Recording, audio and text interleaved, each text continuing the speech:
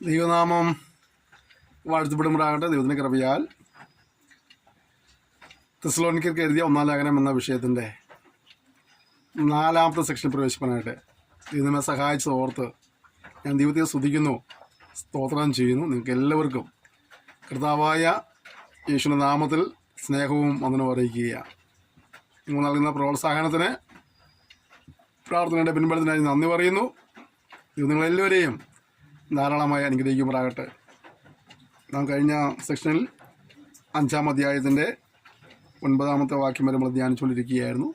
നാം ഇന്ന് 5-ാം അധ്യായത്തിൻ്റെ 10 മുകൾ വചനങ്ങളെ ധ്യാനിക്കാനായിട്ട് ദൈവത്തിൽ ശരണപ്പെടുകയാണ്. വളരെ പ്രാർത്ഥന ദിവസങ്ങളായിരിക്കാം. പല നിലകളിൽ ദൈവാത്മാവ് ഇടപെടുന്നത് ഓർത്ത് ദൈവത്തെ സ്തുതിക്കുകയാണ്. പലർക്കും അത് ക്രമീകരണത്തിന്, തിരുത്തലിന്, അനുഗ്രഹത്തിന്, വിടുതലിന് കാരണമായി ദൈവത്തെ സ്തുതിക്കുന്നു. നമുക്ക് ഇനിയും വചനം പഠിക്കാം. ഈ വചനം നമ്മെ അല്പബുദ്ധിയെ പോലും ജ്ഞാനിയാക്കുന്നതാണ്. ഈ വചനം നമ്മുടെ കാലിന് വെളിച്ചമാണ്. ഇതിൽ അനുസരിക്കുന്നവന് സമാധാനമുണ്ട്, സന്തോഷമുണ്ടെന്നൊക്കെ വചനം പറയുന്നത്. ഇത് തേനിനേക്കാളും തേൻകട്ടേക്കാളൊക്കെ മധുരമുള്ളതാണ്. അതുകൊണ്ട് നമുക്ക് ഇത് ആഗ്രഹത്തോടു കൂടി നമുക്കിത് പഠിക്കാനായിട്ട് സഹായിക്കട്ടെ. അപ്പത്തിനുള്ള വിശപ്പല്ല, വെള്ളത്തിനുള്ള ദാഹവുമല്ല, അല്ലെ വചനത്തെ പ്രതിയുള്ള ദാഹവും വിശപ്പും ഉണ്ടാകുമെന്ന് നമ്മൾ വായിക്കുന്നു. നാമോസ്മരണത്തിൽ വായിക്കുന്നുണ്ട്. ആ ഒരു ദാഹവും വിശപ്പും നമുക്കുണ്ടാകട്ടെ.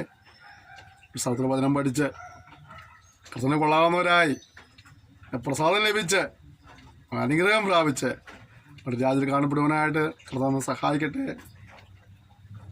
10-ാം വാക്യം, ദൈവം നമ്മെ കോപത്തിനല്ല, നാം ഉണർന്നിരുന്നാലും ഉറങ്ങിയാലും തന്നോടുകൂടെ ജീവിക്കണമെന്ന് നമുക്ക് വേണ്ടി മരിച്ച നമ്മുടെ കർത്താവായ യേശുക്രിസ്തു മൂലം രക്ഷയെ പ്രാപിപ്പാനത്രേ നിയമിച്ചിരിക്കുന്നത്. അപ്പം കേട്ടോ, നാം ദൈവത്തിൻ്റെ കോപത്തിന് പാത്രമായി തിരിയവനല്ല കർത്താവ് വിളിച്ച് വേർതിരിച്ചത്. പിന്നെ എന്താണ്? ഉണർന്നിരുന്നാലും ഉറങ്ങിയാലും തന്നോടുകൂടെ ജീവിക്കേണ്ടതിന് കർത്താവിനോടുകൂടെ ജീവിക്കുവാനാണ് കർത്താവ് നമുക്ക് വേണ്ടി മരിച്ചത്. പ്രിയപ്പെട്ടവരെ, ഒരു കാര്യം മനസ്സിലാക്കണം. കർത്താവായ യേശു ക്രൂശിൽ മരിച്ചതിന് വേണ്ടി എന്നറിയാമോ?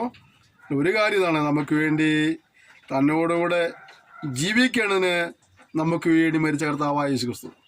അപ്പോൾ അവനോടത്ത് ജീവിക്കാനാണ് നമുക്ക് വേണ്ടി മരിച്ചത്. നാം പാപം സംബന്ധിച്ച് മരിച്ച് നീതിക്ക് ജീവിക്കണതിന് യേശു നമ്മുടെ പാപങ്ങളെ വഹിച്ച് ക്രൂശിന്മേൽ കയറി. നാം എല്ലാവരും ആളുകളെ പോലെ വഴിതെറ്റിപ്പോയിരുന്നു. നാം ഓരോരുത്തരും താനെ വഴിക്ക് തിരിഞ്ഞിരുന്നു. എന്നാൽ യഹോവ നമ്മുടെ എല്ലാവരുടെയും അകൃത്യം അവൻ്റെ മേൽ ചുമത്തി. നാം ദൈവത്തിന് നീതിയാകേണ്ടതിന് പാപം അറിയാത്തവനെ ദൈവം പാവമാക്കി തീർത്ത് നമ്മൾ ഒരു നിലത്തിൽ പഠിക്കുന്നുണ്ട്. ഇതിനുവേണ്ടിയാണ് കർത്താവ് മരിച്ചത്, അവനോട് കൂടെ ജീവിക്കണമെന്നായിട്ട്. ഈ ക്ലാസ്സിലെല്ലാം അതിനുവേണ്ടി തന്നെയാണ്. നിങ്ങൾ അവനോട് കൂടെ കാണപ്പെടണം എന്നുള്ളതാണ്. ഓക്കെ, അവനോട് കൂടെ ജീവിക്കണം. നമ്മുടെ കർത്താവ് നമുക്ക് വേണ്ടി മരിച്ചു. എന്നിട്ട് നമ്മളോട് രക്ഷ പ്രാപിക്കണം. ഇത് രക്ഷ എന്ന് പറഞ്ഞാൽ ശിക്ഷയിൽ നിന്നുള്ള വിടുതലാണ്. ഇതിൻ്റെ ശിക്ഷയിൽ നിന്ന്, പാപത്തിൻ്റെ ശിക്ഷയിൽ നിന്ന്. അപ്പോൾ മനുഷ്യൻ പാപിയാണോ? അതിനും പറയുന്നത് നീതിമാൻ ആരുമില്ല, ഒരുത്തൻ പോലുമില്ല. എല്ലാവരും പാപം ചെയ്ത് ദൈവ തേജസ് ഇല്ലാത്തവരായി തീർന്നു. എല്ലാവരും ശിക്ഷാവധിയത്തിന് മുമ്പിൽ തെറ്റുകാരാ, ശിക്ഷയ്ക്ക് ഉടമകളാ. അതുകൊണ്ട് തന്നെ മനസ്സിലാക്കേണ്ട കാര്യം കൂടെ ഉണ്ട്. ശിക്ഷയ്ക്ക് ഉടമകളായതുകൊണ്ട് തന്നെ നമ്മൾ സ്വയമായിട്ട് രക്ഷപ്രാപിപ്പാൻ നോക്കിയാൽ നടക്കുകയില്ല. അപ്പോൾ നമുക്ക് രക്ഷകൻ ആവശ്യമേ വന്നു. ആ രക്ഷകനെ കർത്താവായ യേശു ക്രിസ്തു യേശു പാപികളെ രക്ഷിപ്പാൻ ലോകത്തിൽ വന്നു എന്നുള്ളത് വിശ്വാസ്യവും എല്ലാവരും അംഗീകരിപ്പാൻ യോഗ്യവുമായ വചനമാകുന്നു. പത്രോസിലേ പറഞ്ഞില്ലേ, മറ്റൊരുത്തിനും രക്ഷയില്ല, നാം രക്ഷിക്കപ്പെടുവാൻ ആകാശം കീഴിൽ മനുഷ്യരുടെയിൽ യേശു നാമമല്ലാതെ വേറൊരു നാമമില്ല. പൗലോസ് പറഞ്ഞല്ലോ, ദൈവം ഒരുവനല്ലോ, ദൈവത്തിന് മനുഷ്യർക്ക് മധ്യസ്ഥൻ വരുവാൻ, എല്ലാവർക്കും വേണ്ടി മറുവലിയായി തരുതാൻ കൊടുത്ത ക്രിസ്തു യേശു തന്നെ. യേശു തമ്പുരാൻ പറഞ്ഞില്ലേ, ഞാൻ തന്നെ വഴിയും സത്യവും ജീവനുമാകുന്നു, ഞാൻ മുഖാന്തരമല്ലാതെ ആരും പിതാവിന്റെ അടുക്കൽ എത്തുന്നില്ല. അപ്പോൾ ഏകരക്ഷകൻ കർത്താവായ യേശു ക്രിസ്തു, ഏക മധ്യസ്ഥൻ കർത്താവായ യേശു ക്രിസ്തു, ഏക വഴി കർത്താവായ യേശു ക്രിസ്തു. ആ യേശു ക്രിസ്തു മൂലം രക്ഷപ്രായപ്പനാണ് നമുക്കിവിടെ മരിച്ചത്. അതുകൊണ്ട് നാം ഓരോരുത്തരും വിശേഷാൽ ഇതുവരെയും കർത്താവായ യേശു ക്രിസ്തുവിനെ രക്ഷകനെ അംഗീകരിക്കാത്ത ആരെങ്കിലും സന്ദേശം നിർവഹിക്കുന്നെങ്കിൽ എനിക്ക് പറയാനുള്ളത്, മനുഷ്യരെല്ലാം ഭാവികളാണ്, നിങ്ങളും ഭാവികളാണ്. പാവുന്ന ശിക്ഷയുണ്ട്. നമുക്ക് സ്വയമേ രക്ഷപ്പെടാൻ കഴിയില്ല. നമ്മുടെ രക്ഷപ്പൻ യേശു നമുക്ക് വേണ്ടി മരിച്ചു. വിശ്വസിച്ച് പാവങ്ങളായിട്ട് വെറുതെ ഉപേക്ഷിച്ച് ദൈവത്തെ ഭയപ്പെട്ട് ജീവിക്കാൻ തീരുമാനമെടുക്കുക. അത് ജീവിതത്തിൽ അനുഗ്രഹത്തിന് കാരണമായി തീരും. ഓക്കെ, അടുത്തത്. ആകയാൽ നിങ്ങൾ ചെയ്തു വരുന്നത് പോലെ അന്യോന്യം പ്രബോധിപ്പിച്ചും തമ്മിൽ ആത്മീക വർധന വരുത്തിയും പോരുവീൻ. അപ്പം എന്ത് ചെയ്യണം? ഈ കാര്യങ്ങളൊക്കെ അറിഞ്ഞുകൊണ്ട് തമ്മിൽ എന്ത് ചെയ്യണം? പ്രബോധിപ്പിക്കണം. തമ്മിൽ ആത്മീയ വർധന വരുത്തുകയും ചെയ്യണം. ഈ ശുശ്രൂഷകളെ അതുകൊണ്ടാണ് പ്രബോധിപ്പിക്കുക. യുവജനത്തിനെതിരെ നിവീനത്തോട് അവരുടെ വാട്സപ്പ് നമ്പറിലേക്ക് ഈ സന്ദേശം ഇട്ട് തരുന്നത്, അവരുടെ കാണാൻ പറയുന്നത്, കേൾക്കാൻ പറയുന്നതിനാണ് നിങ്ങളെ പ്രബോധിപ്പിക്കുക. അതിനു വേണ്ടിയിട്ട് പരസ്പരം ഒരു ആത്മീയ വർധനം ഉണ്ടാകാനായിട്ട്. മറ്റുള്ള തലങ്ങളിലൊക്കെ വർധനവ് പ്രാപിക്കുന്ന പോലെ ആത്മീയമായിട്ടൊരു വർധനവ് ഉണ്ടാകാൻ വേണ്ടിയാണ് കാര്യങ്ങളെല്ലാം നിങ്ങളെ പഠിപ്പിക്കുന്നത്.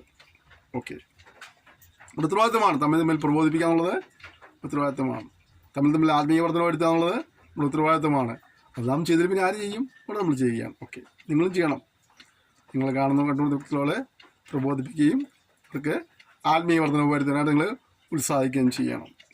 അടുത്തത്, സഹോദരന്മാരെ, നിങ്ങളുടെ ഇടയിൽ അധ്വാനിക്കുകയും കർത്താവിൽ നിങ്ങളെ ഭരിക്കുകയും പ്രബോധിപ്പിക്കുകയും ചെയ്യുന്നവരെ അറിഞ്ഞ് അവരുടെ വേല നിമിത്തം ഏറ്റവും സ്നേഹത്തോടെ വിചാരിക്കണമെന്ന് നിങ്ങളെ അപേക്ഷിക്കുന്നു.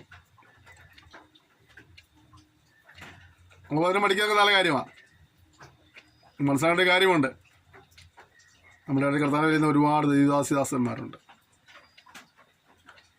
അവരുടെ അവസ്ഥ ഒന്ന് അറിയുവാൻ നിങ്ങൾ ആഗ്രഹിക്കണം.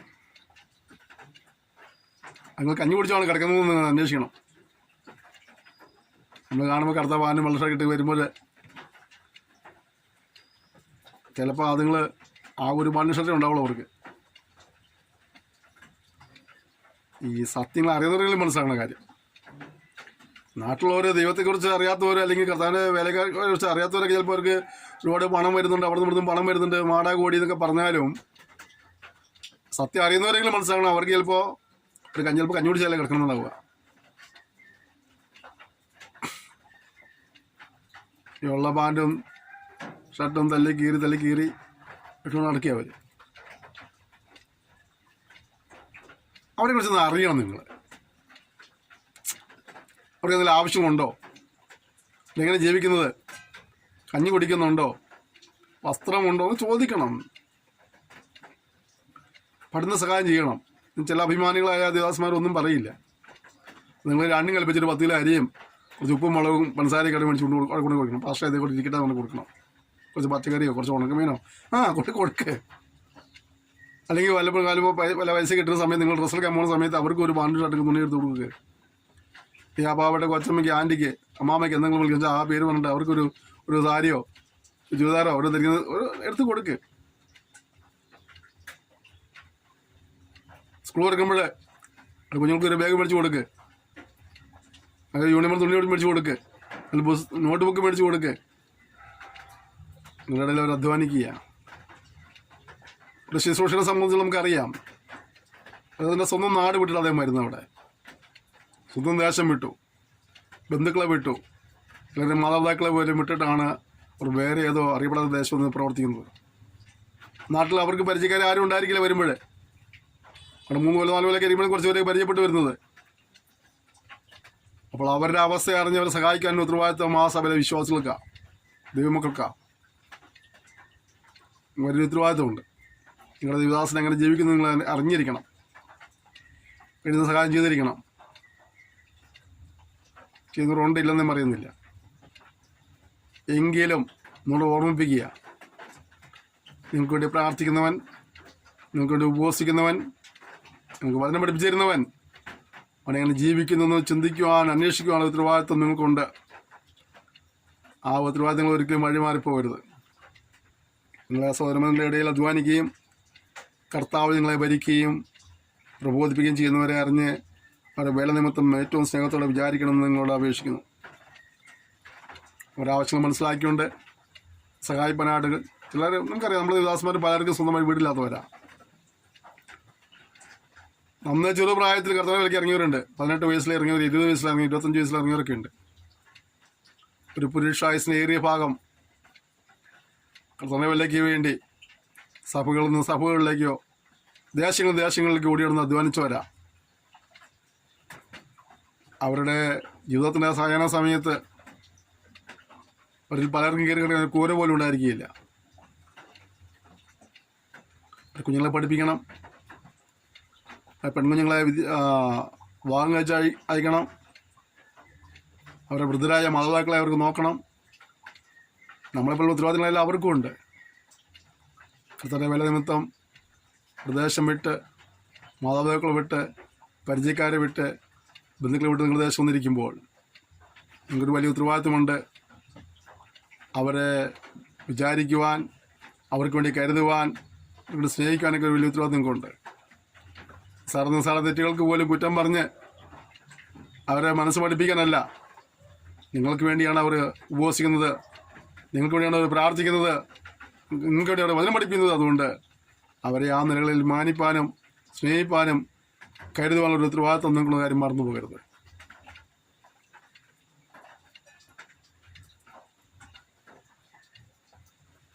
അത് ചെയ്യണം. നമ്മൾ കഴിഞ്ഞ ആളുകളൊക്കെ ദിദാസന്മാരോട് അതുപോലെ പ്രശ്നങ്ങളൊക്കെ ഉണ്ടാക്കിയിട്ടുണ്ടെങ്കിൽ ക്ഷമ ചോദിക്കാൻ പോയിട്ട് കർത്താവ് വിലയ്ക്ക് ഇറങ്ങി കർത്താവ് നോക്കിക്കൊള്ളുന്നുണ്ട്. നമ്മൾ ഒഴിവാക്കിവിടരുത്. കർത്താവ് നോക്കില്ലെന്ന് പറയാൻ പറ്റില്ല. നമുക്കൊരു ഉത്തരവാദിത്വമുണ്ട്. വചനം പഠിക്കുന്നവൻ പഠിപ്പിക്കുന്നവന് എല്ലാ നന്മയിലും ഊരി കൊടുക്കണം. അപ്പോൾ നമുക്കൊരു ഉത്തരവാദിത്വമുണ്ട്. ഒന്ന് അന്വേഷിക്കണം എങ്ങനെയാ ഭാഷ കാര്യങ്ങളൊക്കെ. പലരും പറയില്ല, പട്ടിണിയെന്ന് അവരാരും പറയില്ല, വസ്ത്രമുള്ളവർ പറയില്ല. ചിലപ്പോൾ പെട്രോൾ വണ്ടിക്ക് ഒരു ബൈക്കുള്ളവൻ ബൈക്കിന് പെട്രോൾ അടിക്കാൻ കാശിലാണ്ട് ബൈക്ക് എവിടെയെങ്കിലും ഒതുക്കി വെച്ചിട്ടുണ്ടെന്ന് പറയും, വണ്ടി എടുത്തില്ലെന്നേ ഉള്ളൂ, അല്ലേ, കാർ എടുത്തില്ലെന്നേ ഉള്ളൂ. അതൊന്നും ആയിരിക്കില്ല വാസ്തവങ്ങൾ. പെട്രോൾ അടിക്കാൻ കാശിലാണ്ടായിരിക്കും, ചിലപ്പോൾ റിപ്പയർ ചെയ്യാൻ കാശിലാണ്ടായിരിക്കും, ചിലപ്പോൾ ടയറിലാണ്ടായിരിക്കും. അത് അന്വേഷിച്ച് അറിയണം. എല്ലാവർക്കും വേണ്ടി കരുതണം, സഹായിക്കണം കഴിയുന്നത് പോലെ. ഓക്കെ, അടുത്തത് തമ്മിൽ സമാധാനമായിരിപ്പീൻ. കുട്ടികൾ തമ്മിൽ എന്തായിരിക്കണം? സമാധാനമായിരിക്കണം. അടുത്തത് സൗരന്മാരെ, ഞങ്ങൾ നിങ്ങളെ പ്രബോധിപ്പിക്കുന്നത് ക്രമം കെട്ടവരെ ബുദ്ധി ഉപദേശിപ്പീൻ. അടുത്ത കാര്യം, ദൈവസഭയ്ക്കകത്തും ക്രമം കെട്ട് നടക്കുന്ന വ്യവസ്ഥ നടക്കുന്ന ആളുകളുണ്ട്. അവരെ ഉപദേശിക്കണം, കാര്യങ്ങൾ പറഞ്ഞു കൊടുക്കണം. പറഞ്ഞു നടക്കുമ്പോൾ ചിലരൊക്കെ തിരുത്തിൽ ആഗ്രഹിക്കുന്നവരാ, തിരുത്തി വരാനായിട്ട് താല്പര്യമുള്ളവരാ. ചിലരെ അതിനെ നിഷേധിച്ച് നിന്നേക്കാം. നമ്മുടെ ഉത്തരവാദിത്തമാണ് അവരെ ബുദ്ധി ഉപദേശിക്കുക എന്നുള്ളത്. അടുത്തത്, ഉൾക്കരുത്തില്ലാത്തവരെ ധൈര്യപ്പെടുത്തണം. വിശ്വാസത്തിൽ ക്ഷീണിച്ചിരുന്ന ആളുകളുണ്ട്. പ്രതികൂലങ്ങളും പ്രതിസന്ധികളും കഷ്ടതകളും എതിർപ്പുകളൊക്കെ ഉണ്ടായപ്പോൾ ഇങ്ങനെ മുന്നോട്ട് പോകണമെന്ന് അറിയാതെ ധൈര്യമില്ലാതിരിക്കുന്ന, വിശ്വാസം ക്ഷീണിച്ചിരുന്ന ആളുകളുണ്ട്. അവരെ പോയിട്ട് ധൈര്യപ്പെടുത്തുവാനുള്ള ഉത്തരവാദിത്വം മറ്റു വിശ്വാസികളുണ്ട്. ഒരു ബലഹീന വിശ്വാസി തെറ്റിൽ അകപ്പെട്ടു പോയാലും അവനെ പോയി സ്നേഹത്തിൽ പോയി ഉപദേശിക്കുവാൻ, തിരുത്തുവാൻ, ചിലപ്പോൾ ആ തെറ്റിയതിൻ്റെ പേരിൽ അവൻ മനസ്സ് മടിച്ച് കൂട്ടായ്മയ്ക്ക് വരാതിരിക്കുന്നവനായിരിക്കും. അവനെ പറഞ്ഞ് ആശ്വസിപ്പിച്ച് തിരുത്തി കൊണ്ടുവരാനുള്ള ഉത്തരവാദിത്വം നമുക്കോരോരുത്തർക്കുണ്ട്. തെറ്റി തീരുമാനം അവനെ ഒഴിവാക്കാനുള്ളതല്ല, ദിവസത്തിലേക്ക് കൊണ്ടുവരിക. തെറ്റുകളെ നമ്മൾ പ്രോത്സാഹിപ്പിക്കരുത്. തെറ്റുകൾ ആവർത്തിക്കാതിരിക്കാനാണ് അവരെ ഉപദേശിക്കുന്നതോടൊപ്പം തന്നെ സ്നേഹത്തിന് കരം കൊടുത്തവരെ കൊണ്ടുവരുവാനും നമുക്ക് ഇടവന്നാൽ അങ്ങനെയൊക്കെ നമ്മൾ ചെയ്യാത്തതിൻ്റെ പേരിൽ ഒരുപാട് പേര് നഷ്ടപ്പെട്ടു പോയിട്ടുണ്ട്. ശുശ്രൂഷകനോ കുട്ടികളൊക്കെ ശ്രദ്ധിക്കാതെ പോയതിൻ്റെ പേരിൽ ഒരുപാട് പേര് പിന്മാറ്റി പോയിട്ടുണ്ട്. ഒരുവൻ ഒടുങ്ങിപ്പോകാതിരിക്കാനായി സൂക്ഷിക്കേണ്ടത് നമ്മുടെ ഉത്തരവാദിത്തമാണെന്ന് നമ്മൾ മറന്നു പോകരുത്. അടുത്തത്, ബലഹീനത താങ്ങുവീൻ, എല്ലാവരോടും ദീർഘക്ഷമ കാണിപ്പീൻ. അടുത്തെന്താണ്? ബലമില്ലാത്തതിനെ താങ്ങണം. ചിലർ നമ്മളെപ്പോലെ വിശ്വാസ ശക്തന്മാരൊന്നും ആയിരിക്കില്ല, അറിവുള്ളവരായിരിക്കില്ല. അപ്പം അവരെ വിശ്വാസം ഉറപ്പിക്കാനുള്ള നമ്മുടെ ഉത്തരവാദിത്തമാണ്. ബലഹീനരെ താങ്ങുവാൻ കഴിയണം. അടുത്തെന്താണ്? ആരും തിന്മയ്ക്ക് പകരം തിന്മ ചെയ്തിരിപ്പാണ് നോക്കുവിൻ. അടുത്ത് നമ്മളോട് ദ്രോഹം ചെയ്താൽ അവനെ തിരിച്ച് ദ്രോഹിക്കാന്നുള്ളതല്ല, തിന്മ ചെയ്താൽ അവരെ പോലെ തിന്മ ചെയ്യാന്നുള്ളതല്ല. എന്താണ് നമ്മുടെ ഉത്തരവാദിത്തം? തിന്മയ്ക്ക് പകരം തിന്മ ചെയ്തിരിക്കാനായി നോക്കണം. അതിനൊക്കെ പഠിക്കുമ്പോൾ നമ്മളിൽ വേണ്ട ഒരു ക്രമീകരണം, നമുക്ക് വേണ്ട ഒരു നവീകരണം അല്ലേ, ഒരു തിരുത്തൽ നമുക്ക് അനിവാര്യമല്ലേ? ഇതൊക്കെ നമ്മൾ ശ്രദ്ധിക്കേണ്ടതും പഠിക്കേണ്ടതും കാര്യങ്ങൾ. അടുത്തത്, തമ്മിൽ എല്ലാവരോടും എപ്പോഴും നന്മ ചെയ്തുകൊണ്ടിരിപ്പീൻ. നന്മ ചെയ്യുവാൻ അവസരം കൊടുത്തിട്ട് അത് ചെയ്യുന്നില്ല, അത് പാവമാണ്.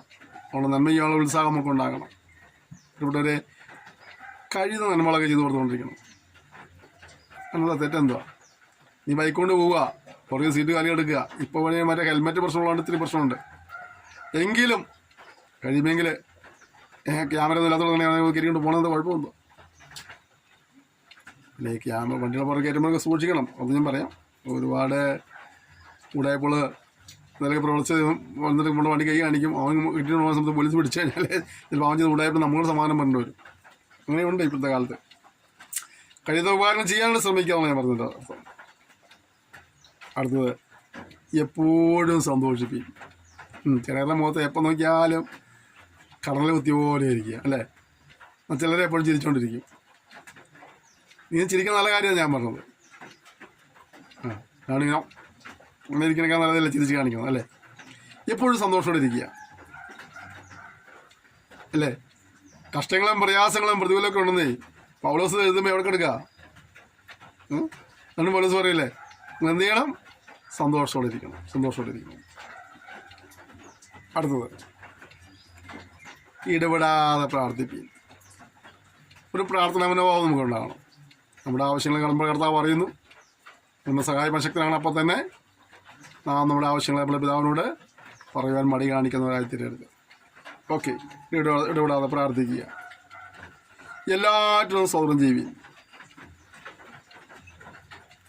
എല്ലാറ്റിനും എന്ന് പറയുമ്പോൾ എന്തൊക്കെയാ? കഷ്ടമുണ്ടായാലും നഷ്ടമുണ്ടായാലും സ്വതന്ത്രമാണ് അല്ലേ. സന്തോഷകാരണമായാലും സന്താപകാര്യമായാലും സ്വതന്ത്രമാണ്. ദാവീദ് പറഞ്ഞില്ല, എല്ലാ കാലത്തും യഹോവയെ വാഴ്ത്തും, നമ്മുടെ സ്തുതി എപ്പോഴും എൻ്റെ നാമമേലിരിക്കും. അപ്പോൾ നമുക്ക് എല്ലാറ്റിനും സ്തോത്രം പറയുവാൻ കഴിയണം. എന്താ പറയുക? ഇതൊക്കെ ആ കുഞ്ഞ് നിങ്ങളെക്കുറിച്ചുള്ള ക്രിസ്തുയേശുവിൽ ദൈവേഷ്ടം. ദൈവത്തിന് ഇഷ്ടം അന്വേഷിച്ചാണ് ആളുകൾ. എന്നാൽ ദൈവത്തിന് ഇഷ്ടം എന്തൊക്കെയാണ്?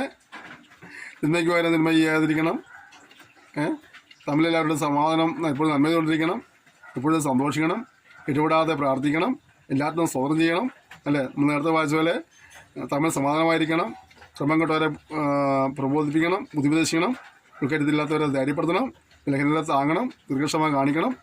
അങ്ങനെയുള്ളതൊക്കെ ദൈവത്തിന് ഇഷ്ടം.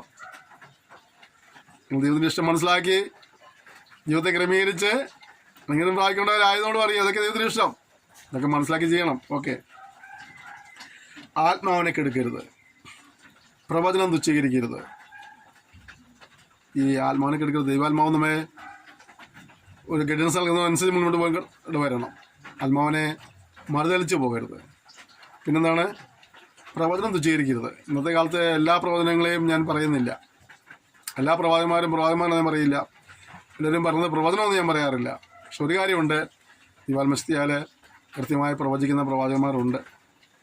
നിങ്ങളെ പ്രവാചകന്മാർ വാലല്ലാതെ തലയാക്കുമെന്നല്ല ആദ്യം പറയുക. ഒരു പക്ഷെ നമുക്ക് കേൾക്കാൻ ഇഷ്ടമുള്ള പ്രവചനം അതാ, വാലല്ല തലയാക്കും അല്ലേ.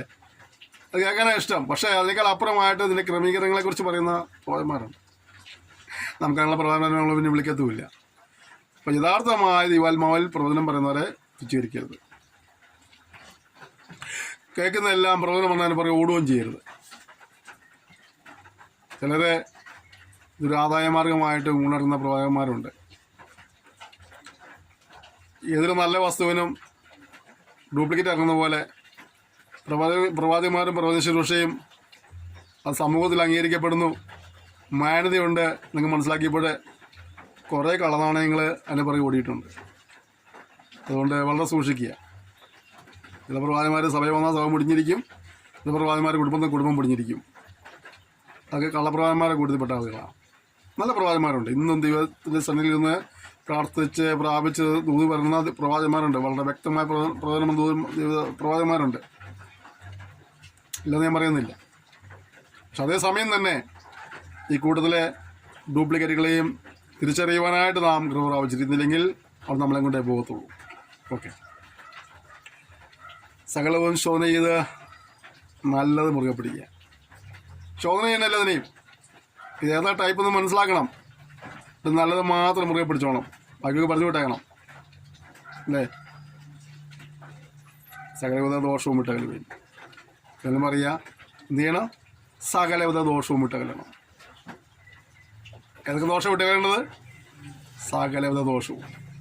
നമ്മുടെ ജീവിതം സൂക്ഷിക്കേണ്ടതായ ഉത്തരവാദിത്തങ്ങളായി പറഞ്ഞു തരുന്നത്. പൗലോസ് ലേഖനം എഴുതുമ്പോഴൊക്കെ ഇതിൻ്റെ ഓരോ വാക്കിനടുത്ത് മണിക്കൂറുകൾ പ്രസംഗിക്കേണ്ട കാര്യങ്ങളാണ്. പക്ഷെ നമ്മുടെ ഈ സിലബസിൻ്റെ സമയപരിധി ഉള്ളതിൻ്റെ പേരിലാണ് ഞാൻ ഇങ്ങനെ ഓടിച്ചു പോകുന്നത്. എങ്കിലും ചില കാര്യങ്ങൾ നിർത്തി പറഞ്ഞു പോകുന്നുമുണ്ട്. സകലവിധ ദോഷവും വിട്ടകലുവാൻ സാധിക്കുന്ന കാര്യങ്ങൾ. ഏതെങ്കിലും ദോഷം നമ്മുടെ ജീവിതത്തിൽ ഉണ്ടോന്നൊക്കെ ചിന്തിച്ചിട്ട്, ദോഷപ്രവർത്തികളൊന്നും ചിന്തിച്ചിട്ട് കണ്ടുപിടിച്ച് ഏറ്റുപറഞ്ഞ് ഉപേക്ഷിക്കണം കേട്ടോ. വചനം പഠിക്കുമ്പോൾ നമ്മുടെ ജീവിതത്തിൽ അനുഗ്രഹത്തിന് കാരണമായിട്ട്. ഇവിടെ അടുത്തത്, സമാധാനത്തിൻ്റെ ദൈവം തന്നെ നിങ്ങളെ മുഴുവനും ശുദ്ധീകരിക്കുമ്പോഴാകട്ടെ. മുഴുവനും ശുദ്ധീകരിക്കുക. ചില ഭാഗങ്ങളെ ശുദ്ധീകരണം മാത്രം പോരാ. ഞാനൊക്കെ പെട്ടെന്ന് തിരക്ക് പിടിച്ചോട്ടെങ്കിലും പോകുന്നിടത്ത് പെട്ടെന്ന് ഒരു യാത്ര പോകേണ്ടി വരിക. പെട്ടെന്ന് പ്ലാനുണ്ട്, ഞാൻ വേറെ എന്തെങ്കിലും ബന്ധപ്പാടിലായിരിക്കും. ആ സമയത്ത് പെട്ടെന്ന് ആരെങ്കിലും വിളിക്കുന്നു, ഞാൻ ഇന്ന സ്ഥലത്ത് വന്ന് നിൽക്കുന്നുണ്ട്, നിങ്ങൾ എന്നെ ഇന്ന സ്ഥലത്ത് നിന്ന് ഒന്ന് കൊണ്ടുവിടണം, ഒന്ന് വിളിക്കുക. അപ്പം അന്നേരം ഞാൻ സൂത്രപ്പണിയുണ്ട്. ഓടിപ്പോന്ന് കൈയും കാലും ഒന്ന് കഴുകുന്നു, മുഖം കഴുകുന്നു, ഒരു നല്ല ഡ്രസ്സ് എടുത്തിരുന്നു, വിട്ടുപോകുന്നു. സമയമില്ലാത്തതിൻ്റെ പേരില്ല. അപ്പോൾ ശുദ്ധീകരണ പ്രക്രിയയാണെങ്കിൽ പോലും എന്തല്ല, ശുദ്ധീകരണ പൂർണ്ണത വരുന്നില്ല. ശരിക്കും കുളിച്ച സമയത്ത് കുളിച്ച് അഴുക്ക് കഴിക്കാതെ പോകുന്നില്ല. ഇതുപോലെ നമ്മൾ ചിലപ്പോൾ ശുദ്ധീകരണമൊക്കെ പറഞ്ഞാലും ചില തലങ്ങളെ നമ്മൾ ശുദ്ധീകരിക്കാൻ ഉത്സാഹം കാണിക്കാതെ അടച്ചിട്ടേക്കും. ചില തലങ്ങളിൽ മാത്രം ശുദ്ധീകരിക്കും. നമ്മുടെ സൗകര്യന്മാർ ഈ വീടും പിറകൊക്കെ അടിക്കുമ്പോൾ ആ കട്ടിലുള്ള ചുവട്ടിലേക്ക് ചൂലെത്തിച്ച് അടിക്കില്ല, അലമാര ചുവട്ടിലേക്ക് ചൂലെത്തിച്ച് അടിക്കില്ല, ഫ്രിഡ്ജിൻ്റെ അടി അവരടിക്കില്ല അല്ലേ. അപ്പോൾ ചില മുക്കും മൂലയൊക്കെ അവിടെ കിടക്കും. അങ്ങനെ അതറിയണമെങ്കിൽ നമ്മളെപ്പോഴെങ്കിലും ആ കട്ടിലോ ആ അലമാരിയോ ആ ഫ്രിഡ്ജോ ഒക്കെ ഒന്ന് അവിടെ നിന്ന് മാറ്റിയത് കാണാം. അതിനടിയിൽ പൊടിയും ബഹളവും മാറാമ്പലൊക്കെ ആയിട്ട്. ഇതുപോലെ ഇത് നമ്മൾ ശുദ്ധീകരണമൊക്കെ ആവശ്യമെന്ന് പറഞ്ഞാൽ ചില തലങ്ങളെ നമ്മൾ ശുദ്ധീകരിക്കാതെ വിടുക, ഏറ്റുപറയാതെയും ഉപേക്ഷിക്കാതിരിക്കുന്നതായ ഒരുപാട് കാര്യങ്ങളുണ്ട്. നിങ്ങളെ മറിക്കുന്ന ശുഭം വരികയില്ല. അവയെ ഏറ്റുപറഞ്ഞ് ഉപേക്ഷിക്കുന്നതിന് കാരണം ലഭിക്കും. എല്ലാ തലങ്ങളിലും ശുദ്ധീകരണാചരിപ്പനായി കർത്താവ് നമ്മെ സഹായിക്കുമാറാകട്ടെ. ദൈവം നമ്മളെ ശുദ്ധീകരിക്കും. നിങ്ങളുടെ ആത്മാവും പ്രാണനും ദേഹവും ആശേഷം നമ്മുടെ കർത്താവായ യേശുക്രിസ്തുവിന്റെ പ്രതിഷ്ഠതയിൽ അനന്യമായി വെളിപ്പെടുമെന്നും കാക്കപ്പെടുമാറാകട്ടെ.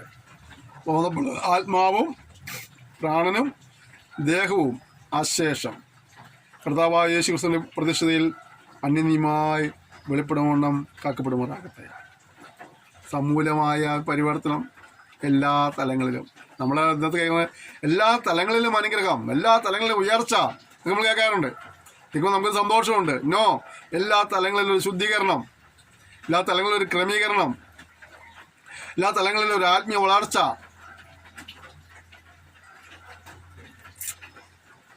അതിനുവേണ്ടി നമ്മൾ സമർപ്പിക്കണം.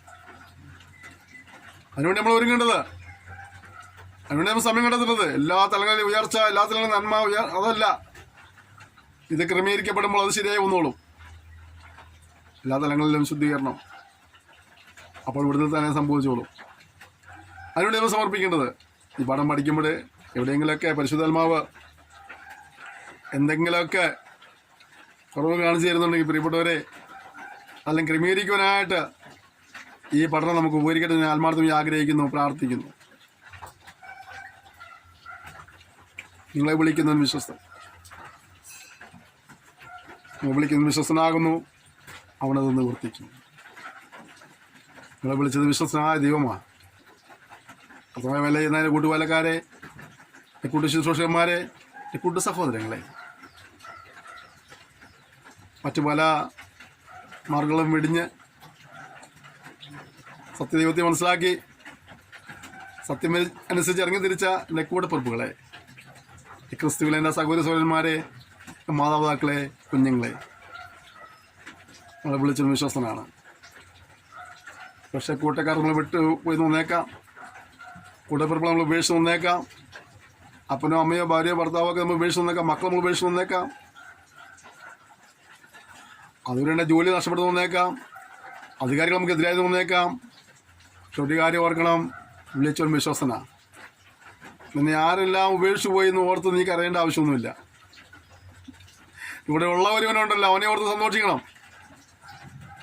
സ്വർഗത്തിലെ അപ്പച്ചൻ്റെ കൂടെയുണ്ട്. കഴിഞ്ഞ ദിവസം ഒരു ദൈവദാസൻ്റെ അടുത്ത് വന്നു. അദ്ദേഹം പ്രാർത്ഥിച്ചിട്ട് ദൂത് പറഞ്ഞിങ്ങനെയാണ്. എനിക്ക് വളരെ സന്തോഷം. ഞാൻ അദ്ദേഹം ഞങ്ങളിവിടെ വാസവണത്തിൽ വെച്ച് വന്നതല്ല, അദ്ദേഹം ഇവിടെ അടുത്ത് വരെ വന്നപ്പോൾ അദ്ദേഹം കൂടെ വരാൻ ആഗ്രഹം പ്രകടിപ്പിച്ചു. ഞാൻ വേറെ ആവശ്യം അദ്ദേഹം വിളിച്ചപ്പോൾ അദ്ദേഹം എൻ്റെ അടുത്തുനിന്ന് പറഞ്ഞു. അദ്ദേഹം പറഞ്ഞു ഞാൻ അങ്ങോട്ട് വരാൻ ആഗ്രഹിക്കാം, അങ്ങനെ വരാൻ പറഞ്ഞു വന്നു. ഒന്ന് അദ്ദേഹം പ്രാർത്ഥിച്ച പറഞ്ഞത് ആലോചന എങ്ങനെയാണ്, ഒരുപാട് ഭാരങ്ങളും പ്രയാസങ്ങളും മറ്റൊരിടത്തും ഷെയർ ചെയ്യാതെ ഉള്ളിൽ താങ്ങിക്കൊണ്ട് നടക്കുകയാണ്. അപ്പോൾ തന്നെ കർത്താവ് കൂടെയുണ്ടെന്ന് പറഞ്ഞ് ഒപ്പം നിൽക്കുന്നു. സങ്കടങ്ങളും ദുഃഖങ്ങളും പ്രയാസമൊന്നും ഇല്ലാണ്ടല്ല, ഒരുപാട് പ്രശ്നങ്ങൾ, ഒരുപാട് വെല്ലുവിളികളൊക്കെ ഉണ്ട് ഈ ശുശ്രൂഷയുടെ മുഖത്തുകൊണ്ട്. പക്ഷേ നടുവിൽ നിങ്ങളെ ഈ പാഠം പഠിച്ചവർക്ക് അറിയാം, 200 ചില ദിവസങ്ങളായിരുന്നു വരെ. മിക്ക ദിവസവും ഞാൻ നിങ്ങളോട് ക്ലാസ് എടുക്കുന്നത്, എപ്പോഴൊക്കെ ചിരിച്ച് നിങ്ങൾ സംസാരിക്കാറുള്ളത് ഒരു പരിധിവരെയൊക്കെ അല്ലേ. എല്ലാ ദിവസവും കാണുന്നവർക്ക് അറിയാം സന്തോഷത്തോടെ മുഖം. പ്രശ്നങ്ങളില്ലാണ്ടല്ല, കഷ്ടതയില്ലാണ്ടല്ല, ആവശ്യങ്ങളില്ലാണ്ടല്ല, പ്രതികൂലമില്ലാണ്ടല്ല, എതിർപ്പുകളില്ലാണ്ടല്ല, എനിക്ക് നടുവിൽ കൂടെയുള്ളവരെ നല്ല ബോധ്യമുണ്ട്. ബന്ധുക്കൾ മാറിപ്പോയാലും, മിത്രങ്ങൾ മാറിപ്പോയാലും, നേതാക്കന്മാർ മാറിപ്പോയാലും, കൂട്ടുവിശ്വാസികൾ മാറിപ്പോയാലും, കൂട്ടുപ്രവർത്തകർ മാറിപ്പോയാലും, മാറിപ്പോകാത്ത ഒരുവൻ്റെ കൂടെയുള്ള വിശ്വാസം. പലരും മാറിപ്പോയി നീ കരയുകയാണെങ്കിൽ എന്നെ ഓർമ്മിപ്പിക്കാൻ ആഗ്രഹിക്കുക, ദൈവം കൂടെയില്ല, പിന്നെ എന്തിനാ കരയുന്നത്? വിളിച്ചൊരു വിശ്വസന. മനുഷ്യൻ വാക്ക് മാറ്റി പറയും. എത്ര പ്രാവശ്യം മനുഷ്യൻ വാക്ക് മാറ്റി പറഞ്ഞേക്കണം. എന്നെ ചിലർ ഗൾഫിൽ കൂടെ ആൾക്കാരുണ്ട്. പ്രവിഷൻ കിടക്കെ പ്രാർത്ഥിച്ചിട്ട് വിടുതൽ കിട്ടിയാൽ അങ്ങോട്ട് കൊണ്ടുപോകാതെ പറഞ്ഞ് വിടുതൽ കിട്ടിയപ്പോൾ അവരെ മറന്നുപോയി. ചിലർ ഇത് ഈ ക്ലാസ്സുകൾ കണ്ടുകൊണ്ട്, ഞാനിതിനു മുമ്പും നമ്മൾ ഈ ബൈബിൾ ക്ലാസ് ആരംഭിക്കുന്നതിന് മുമ്പായിട്ട് ഇവിടെ സന്ദേശങ്ങളിങ്ങനെ ഇടുമായിരുന്നു. ദിവസം സന്ദേശം കണ്ട് ആളെന്നെ വിളിച്ചു, പക്ഷേ ഈ സന്ദേശം എനിക്ക് വളരെ അനുഗ്രഹപ്പെടുത്ത രീതിയിലായിരുന്നു. ദൈവാത്മാവ് സംസാരിച്ചു. ഞാനിപ്പോൾ ബഹ്റിനിലാണ്, ഞാൻ ഭാഷ ബഹ്റിനിലേക്ക് കൊണ്ടുപോകും. പക്ഷെ വരണം, എല്ലാ ചിലവും ഞാൻ വഹിച്ചോളാം. ഇന്ന് വരെ എനിക്ക് ബഹ്റിൻ്റെ പടം പോലും കാണാൻ കഴിഞ്ഞിട്ടില്ല. ഒരിക്കലൊരാൾ എന്നെ കുവൈറ്റ് കൊണ്ടുവരാൻ ആഗ്രഹിച്ചു. ഒരു വർഷങ്ങൾക്ക് മുമ്പാണ്, 2004 2003 2004 എൻ്റെ ഓർമ്മ. അന്നെനിക്ക് പാസ്പോർട്ടൊന്നും ഉണ്ടായിരുന്നില്ല. കുവൈറ്റ് കൊണ്ടുപോകുന്ന പറഞ്ഞ ആളിങ്ങനെ നിർബന്ധം പറഞ്ഞപ്പോൾ ഞാൻ പോയിട്ട് പാസ്പോർട്ട് കിടക്കാൻ പോയി. ആ പാസ്പോർട്ട് എടുത്ത് വെച്ചിട്ടുണ്ട്. 1 പ്രാവശ്യം 2 പ്രാവശ്യം പുതുക്കുന്നുണ്ട്. ഇപ്പോൾ അത് ഇങ്ങനെ പോയില്ല. ഒരാളെന്നെ ഒരു കടപ്പാരത്തിനൊരു മനുഷ്യൻ ഒരു ഭൂമി കൊണ്ടുവരുന്ന നടത്തിയിട്ട് പറഞ്ഞു, പാസ്റ്റർ ഈ 10 സെൻറ്റ് പാസ്റ്റർക്കുള്ളതാണ്, എനിക്ക് ഇത്ര ലക്ഷം രൂപയുടെ ബാധ്യതയുണ്ട്, പ്രാർത്ഥിക്കണം, അത് വിട്ടാൽ പാർഷികത കിട്ടും. എനിക്കന്ന് കേൾക്കാൻ കൂടുതലൊന്നും ഇല്ലാത്ത സമയമാണ്. ഒരാൾ 10 സെൻറ്റ് സ്ഥലം തരാൻ എനിക്ക് ഇത് സന്തോഷം വരണ്ടോ? നമ്മൾ തലകുത്തി പറഞ്ഞ് ഉപവസിച്ച് പ്രാർത്ഥിക്കുക അയാളെ കാര്യങ്ങൾ ക്രമീകരിക്കപ്പെടാൻ വേണ്ടിയിട്ട്. കാര്യങ്ങൾ ക്രമീകരിക്കപ്പെട്ടു, പക്ഷേ അന്നാണ് സ്ഥലമൊന്നും വരാറില്ല. ഞാൻ പറഞ്ഞത് മനുഷ്യൻ പലരുടെ വാക്ക് മാറും. ഈ നന്മ ലഭിച്ചാൽ, തൊഴിൽ ലഭിച്ചാൽ, പ്രൊമോഷൻ ലഭിച്ചാൽ, ഇൻ്റർവ്യൂ പാസ്സായാൽ ഞാൻ അങ്ങനെ ചെയ്യാം ഇങ്ങനെ ചെയ്യാമെന്നൊക്കെ പറഞ്ഞു ഒരുപാടില്ലേ. ശമ്പളം കിട്ടിയ ആദ്യത്തെ ശമ്പളം ഭാഷയ്ക്ക് അങ്ങനെയൊക്കെ പറഞ്ഞ ഒരുപാട് പേരുണ്ട്. വാക്കുകൾ മാറ്റിപ്പോവും, മനുഷ്യനല്ലേ, വാക്കുകൾ മാറിപ്പോവും. പക്ഷെ വിളിച്ചോ ദൈവം വിശ്വസന, അവൻ്റെ വാക്കുകൾക്ക് യാതൊരു മാറ്റവും ഇല്ല. അവനൊരു കാര്യം പറഞ്ഞ ഓക്കെയാണ്. ഞാൻ പറഞ്ഞത് മറ്റാരും നോക്കിയിട്ട് രാശപ്പെട്ടു പോകരുത്. ദൈവമത്തെ മാത്രം നോക്ക്. അവങ്കിലേക്ക് നോക്കിയത് പ്രകാശരായി അവരുടെ മുഖം ലജ്ജിച്ചു പോയില്ല. നിശ്ചയമായിട്ട് നമുക്ക് ലജ്ജിക്കാതെ നമ്മൾ വഴിയെടുത്തും കഴിയുന്ന ദൈവത്തെ നമ്മൾ സേവിക്കുന്നത് വിളിച്ചവൻ വിശ്വസനാണ്. അവനത് നിവർത്തിക്കും. അടുത്തത് സഹോദരന്മാരെ, ഞങ്ങൾക്ക് വേണ്ടി പ്രാർത്ഥിക്കും. ഞാൻ എല്ലാ സെക്ഷനിലും പറയാറുണ്ട്, ശുശ്രൂഷ എടുത്ത് പ്രാർത്ഥന പറയാറുണ്ട്. അത് ഞങ്ങൾക്ക് ആവശ്യമായതുകൊണ്ടാണ്.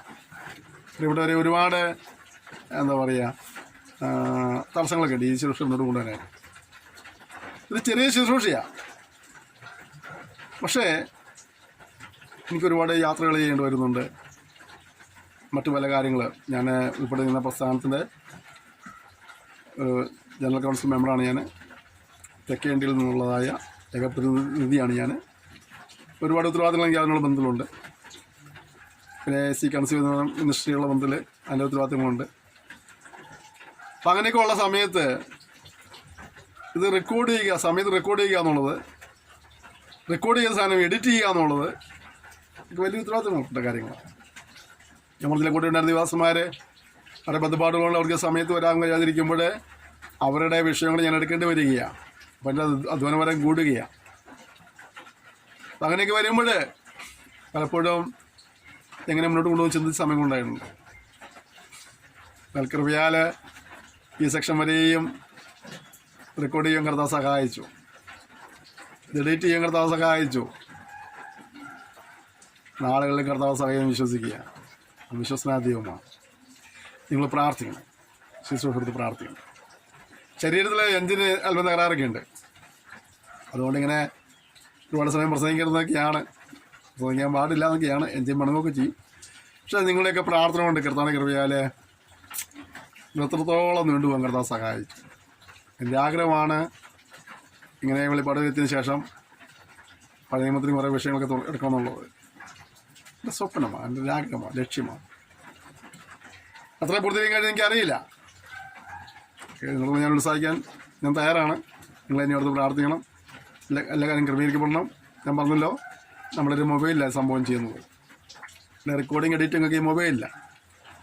ഇതും മൊബൈൽ എനിക്ക് വയ്യ ചേട്ടാൻ പറയുന്നത് കുറേ നാളുകളായി. മൊബൈൽ പറയാം എനിക്ക് വയ്യാണ്ടായി, ഇത് ഓവർലോഡാന്ന് പറയുന്നുള്ളൂ. പക്ഷേ പുള്ളിയെ നിർബന്ധിച്ച് ചെയ്തുകൊണ്ടിരിക്കുക. നമുക്ക് മറ്റൊക്കെ ക്രമീകരണങ്ങളൊക്കെ ഉണ്ടാകുമ്പോൾ നന്നായി ചെയ്യാം. അതുപോലെ ഇങ്ങനെ പോട്ടെ. നിങ്ങളത് ശുശ്രൂഷ ഓർത്ത് പ്രാർത്ഥിക്കുന്നതിന് വേണ്ടി വേണ്ടി ഓർപ്പിക്കുക. സകല സഹോദരന്മാരെയും വിശ്വജീവനത്തെ ആത്മബന്ധം ചെയ്യുവീൻ. കർത്താവാണ് സകല സഹോദരന്മാരെയും ഒക്കെയും ഈ ലേഖനം വായിച്ചു കേൾപ്പിക്കണം. പൗലോസ് എഴുതിയ ലേഖനം എല്ലാവരെയും വായിച്ച് കേൾപ്പിക്കാൻ പറഞ്ഞു. അങ്ങനെ ഞങ്ങളെയും പഠിപ്പിക്കുമ്പോൾ സഹോദരങ്ങൾ പറയാം, നിങ്ങളിതെല്ലാവരും ഷെയർ ചെയ്യണം, എല്ലാവരും ഷെയർ ചെയ്യണം. വാട്സപ്പിലോ ഫേസ്ബുക്കിലോ സോഷ്യൽ മീഡിയയിൽ മറ്റേത് തലങ്ങളാണ് ഉപയോഗിക്കുന്നത്, അതിലൊക്കെ നിങ്ങൾ ഷെയർ ചെയ്യണം. എല്ലാവരും കേൾക്കട്ടെ വചനം, എല്ലാവരും പഠിക്കട്ടെ വചനം, എല്ലാവരും കർത്താവിനോട് ഒരുങ്ങട്ടെ. ആത്മീയ മന്ദതകൾ മാറി ശുദ്ധീകരണം പ്രാപിച്ച് അവർ കർത്താവിൻ്റെ സന്നിധിയിൽ എടുക്കുന്നതിന് കൂടെ ലാഴ്ചയിലിടാൻ വേണ്ടി നമുക്ക് ഒരുമിച്ച് ഉത്സാഹിക്കാമെന്ന്. അടുത്തത് നമ്മുടെ കർത്താവായ യേശു ക്രിസ്തുവിൻ്റെ കൃപ നിങ്ങളോട് കൂടെ ഇരിക്കുമാറാകട്ടെ. അദ്ദേഹം ആശീർവാദത്തോടെയാണ് അവസാനത്ത് ഞാനും പ്രാർത്ഥിക്കുന്നു. ഇതിൻ്റെ കൃപ നിങ്ങളോട് ഇരിക്കുമാറാകട്ടെ. കൃപ വരെ താമസിച്ചാൽ നമ്മൾ അടുത്ത സെക്ഷനിൽ തെസ്സലോനിക്കർക്ക് എഴുതിയ 2-ാം ലേഖനം തുടങ്ങുന്നതായിരിക്കും. വളരെ പ്രാർത്ഥനയായിരിക്കാം. നമുക്ക് ഒരുമിച്ച് പ്രാർത്ഥിക്കാം. സ്വർഗീയ പിതാവേ തന്ന സെക്ഷനായി സ്തോത്രം ചെയ്യുന്നു. ഞങ്ങൾക്ക് തെസ്സലോനിക്ക ലേഖനം പഠിക്കാൻ സഹായിച്ചല്ലോ. ഒരുപാട് കാര്യങ്ങൾ ദൈവം ഇടപെടുവാൻ ഇടയായി തീർന്നല്ലോ. ഈ പഠിത്തങ്ങളെല്ലാം നീ അനുഗ്രഹിക്കണമേ. ജീവിതത്തിൽ ക്രമീകരിച്ചുകൊണ്ട് അനുഗ്രഹം പ്രാപിച്ച് വരുന്ന നാളിൽ എടുക്കപ്പെടുവാനായിട്ട് ഇവരെ സഹായിക്കുമ്പോഴാണ് പ്രാർത്ഥിക്കുന്നത്. ഓരോരുത്തൻ താൻ്റെ പാത്രങ്ങളെ നേടുവാനുള്ള കൃപ നൽകപ്പെടുമ്പോഴാണെന്ന് പ്രാർത്ഥിക്കുന്നു. ഈ വചനം പഠിക്കുന്ന, ഈ ശുശ്രൂഷ പ്രാർത്ഥിക്കുന്ന, സന്ദേശങ്ങൾ പങ്കുവയ്ക്കുന്ന, നിങ്ങളെ പ്രോത്സാഹിപ്പിക്കുന്ന, സഹായിക്കുന്ന എല്ലാവരെയും പിതാവിൻ്റെയും പുത്രൻ്റെയും പരിശുദ്ധാത്മാവോടെ ഞാൻ അനുഗ്രഹിച്ച് പ്രാർത്ഥിക്കുന്നു. ആത്മീയമായി, ഭൗമികമായി, ശാരീരികമായി, മാനസികമായിട്ട് എല്ലാവരും അഭിവൃദ്ധി പ്രാപിപ്പാൻ കർത്താവധിയുമായി സഹായിക്കണമെന്ന് പ്രാർത്ഥിക്കുകയാണ്. ഇങ്ങനെ ചെയ്ത വലിയ കൃപയ്ക്കായി സ്തോത്രം. ഞങ്ങളുടെ നാമത്തെ പിന്നെയും മഹത്വപ്പെടുത്തിയാട്ടെ. യേശുവിൻ നാമത്തിൽ തന്നെ ആമേൻ. ക്ഷമയുടെ സന്ദേശത്തെ വെച്ച് നന്ദി പറയുന്നു. തുറന്നും പ്രാർത്ഥിക്കുകയും സന്ദേശങ്ങൾ പങ്കുവയ്ക്കുകയും ചെയ്യണം. എല്ലാ സഹകരണത്തിനും നന്ദി പറയുന്നു. Thank you. May God bless you.